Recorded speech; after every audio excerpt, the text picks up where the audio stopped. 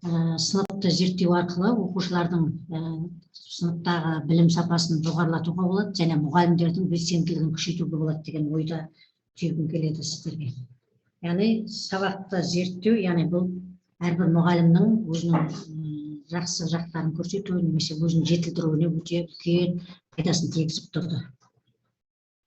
Сабаққа дейін сұхбат алуда балаларға міндетті емес деп кейде сұхбатты алмай да отырды. Жалпы топ зерттеу сабақтары аяқталысымен, яғни біздер әрбір сабақты талқылап белгілі бір жоспар бойынша келесі сабақты өзіміз бірігіп жоспарладық. Яғни барлығымыз қатысып бірігіп жоспарлағаннан кейін алдағы сабақта мынандай өзгеріс енгізсек, немесе баланың айтқан үні арқылы мынандай өзгеріс енгізсек деп оқушылардың сабақтарын түрлі әдістерді қолдану арқылы өткізіп отырдық. Зерттеу үшін бүкіл топ өзіне жауапкершілік алады. Яғни бұл жердегі мұғалімге үлкен жауапкершілік алынады және оқыту мен сабаққа берілген кез келген баға жеке мұғалімге емес, тұтастай барлық топтың жұмысына қатысты беріледі. Яғни сол жерде қатысып отқан топ түгел сөйлеп өзінің көргенін, білгенін немесе алдағы уақытта қалай жоспарлау керек екендігін талқылап отыруға үлкен көмек тигізіп отырды деп ойлаймын. Жалпы лесін стадийдің түйінді сипаты креативтілік және ғылыми дәлдік болып табылады. Креативтілік оқытудың жаңа тәсілдерін әзірлеу мақсатында бірлесе жұмыс істейтін мұғалімдердің істерінен көруге болады, ал ғылыми дәлдік жаңа тәсілдердің тиімділігін көрсететін оқушының оқуы туралы деректерді жинауды көздейді. Мен сіздерге бүгінгі семинарға қойылған тақырып бойынша осы нәтижелермен бөлістім. Сұрақтарыңыз болса, қоя берулеріңізге болады. Мен бір сыныпты айттым, келесі әріптесім келесі сыныптың зерттеуі туралы да айтып өтеді.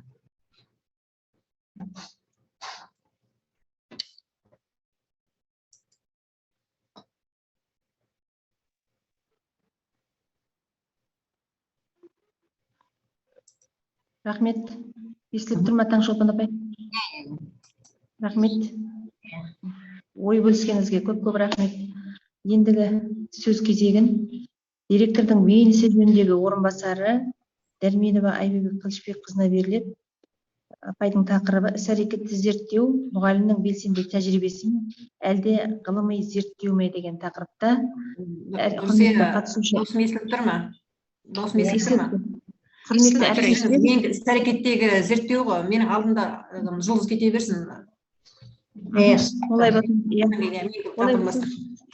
Келесі кезекті онда Жаңабаева Жұлдыз Қалыбайқызына береміз.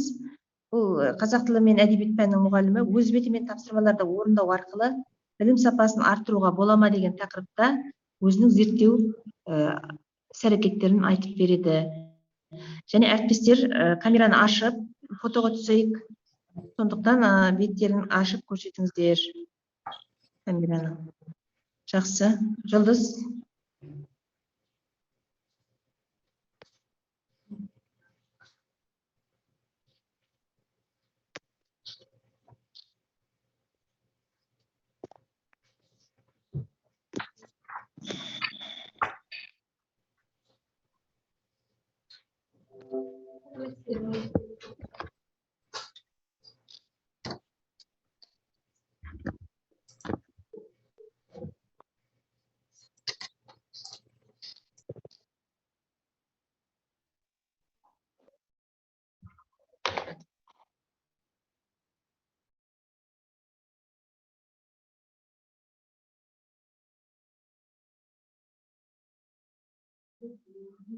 Сәлеметсіздер ме, құрметті әріптестер, бүгінгі семинарға қатысушылар.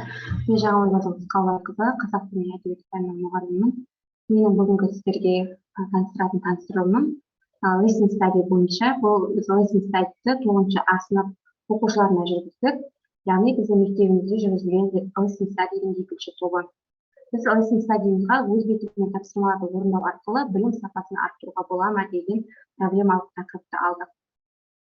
Жалпы лесін стадий бұл сыныптағы іс-әрекетті зерттеу жұмысының ерекше түрі. Ол мұғалімдер топтарының лесін стадий бірлесіп жоспарлауын, оқуын, қадағалауын және талдауын көздейді. Лесін стадийдің тарихына көз жүгіртсек, мана Мұржапай айтып кеткендей, ең алғашқы бізге ол Жапониядан келді.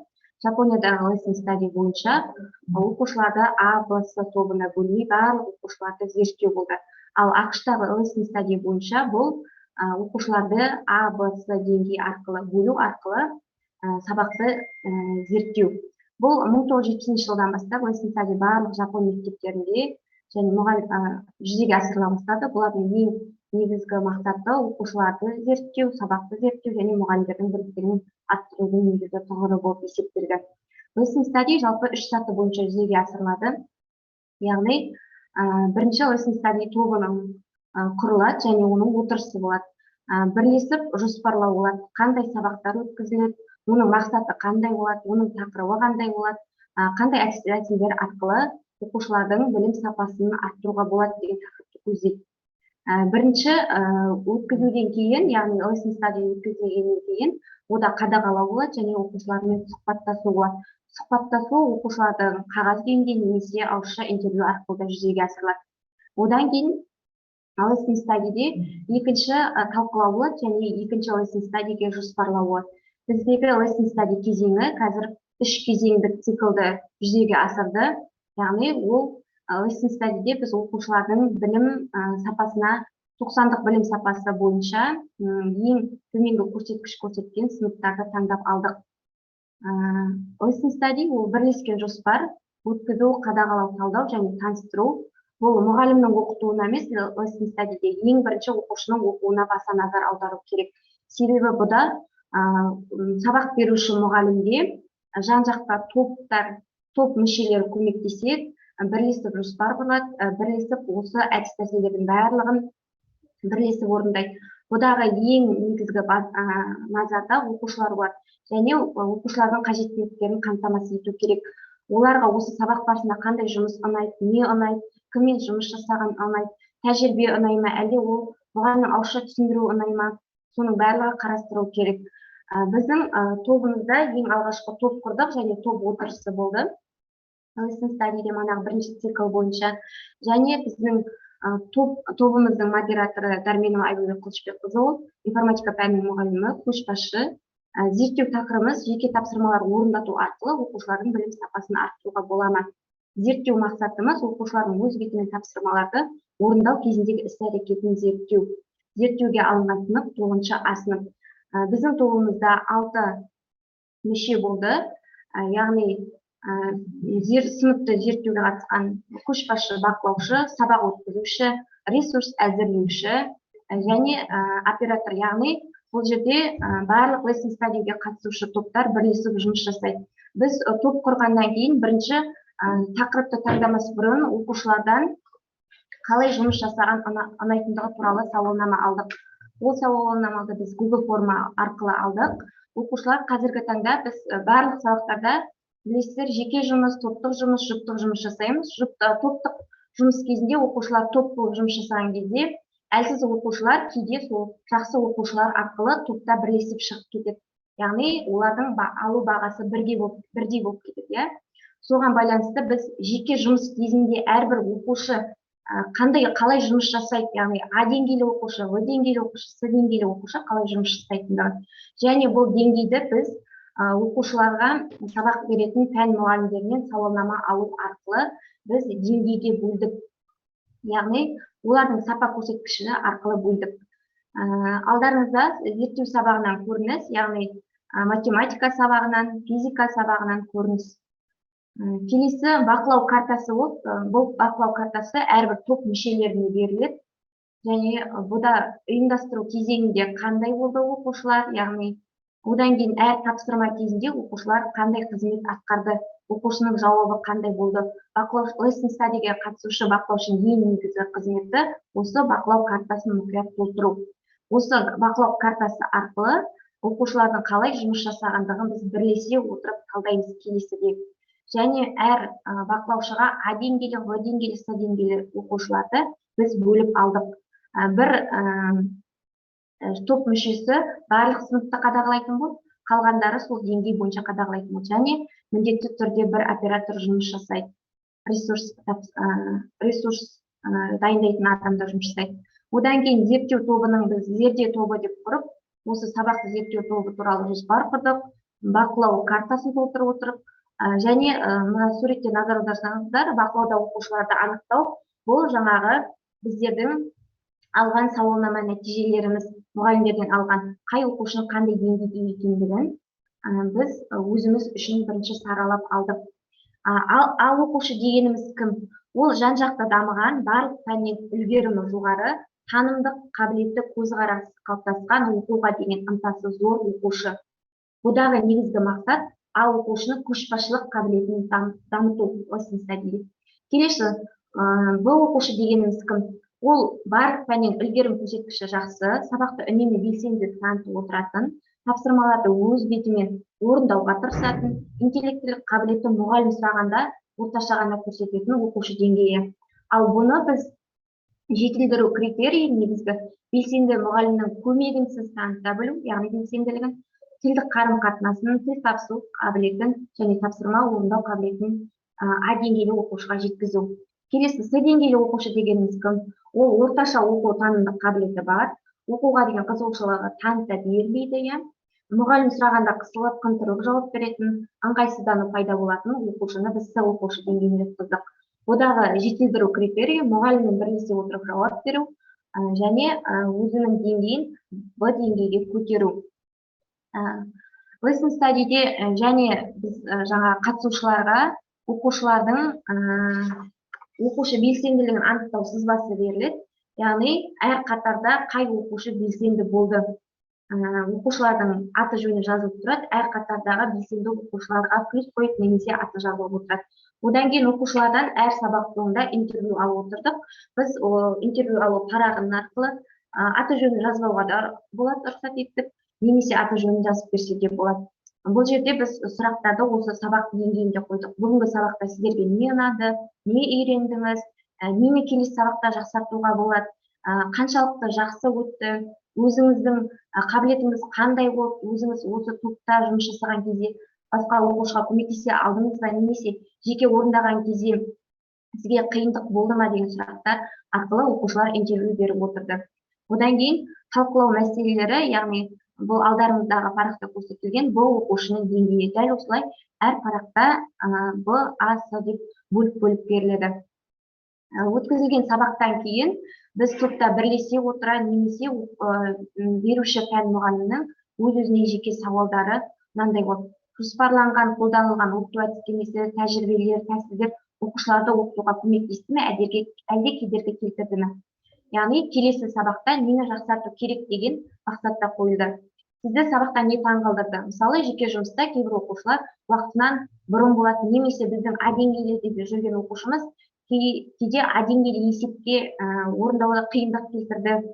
Соның таңғалдырған нәрсе. Келесі, қандай оқушылардың бағалауын қайта қарау керек деп ойлайсыз? Яғни, мысалы, С деңгейлі оқушылар кейде уақыт жетпей қалады, немесе оларда жаңағы бір ғана формуланы ұмытып қалу арқылы келесі кезеңге өте алмай қалуы мүмкін.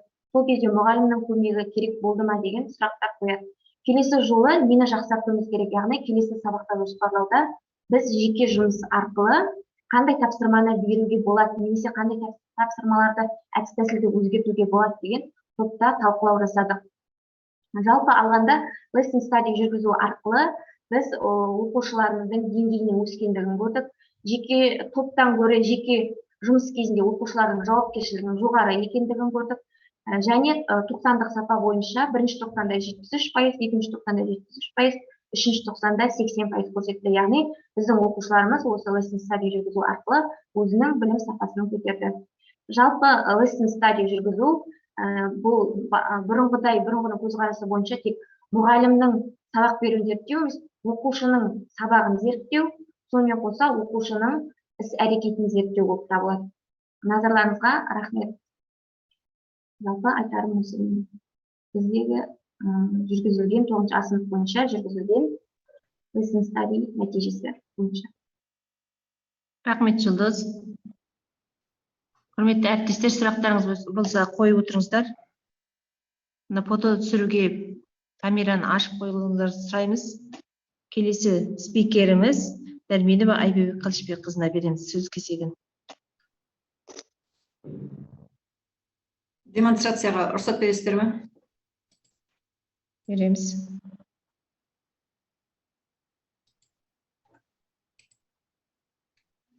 Админдегі адам демонстрацияға рұқсат берсе.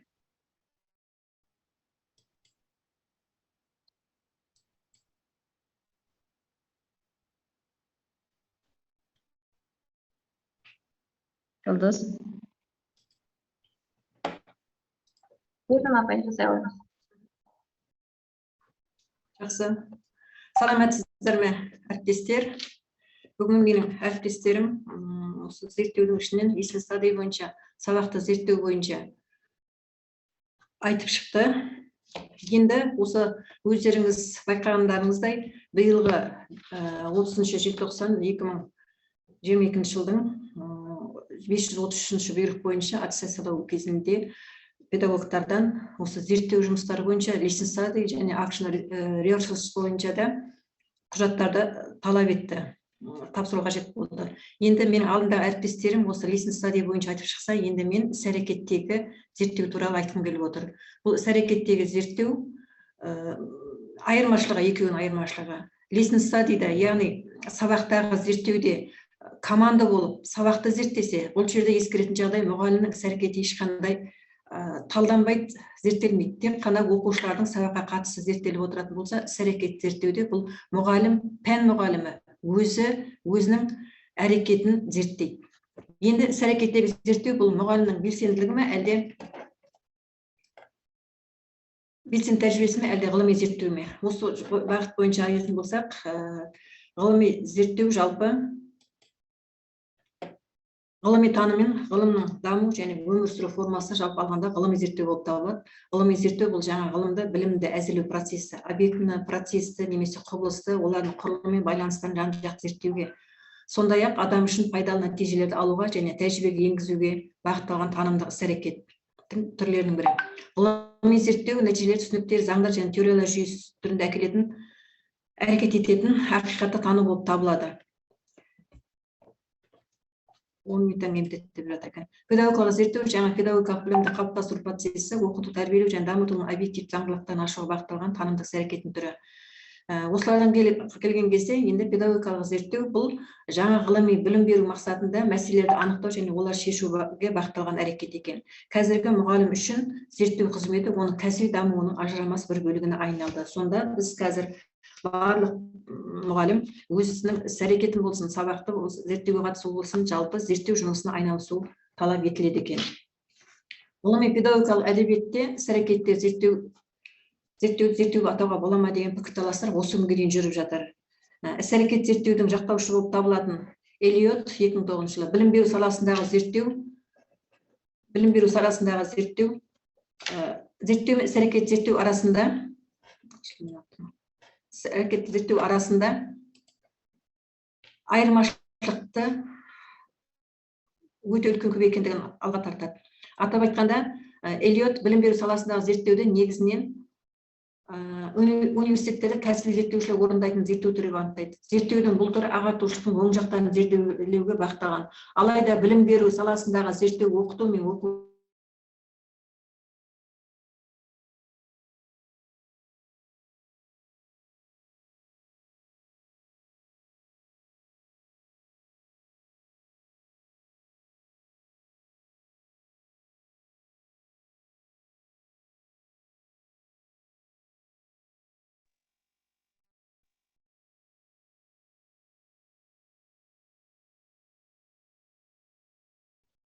Айбөбек Қылышбекқызы, даусыңыз естілмей жатыр.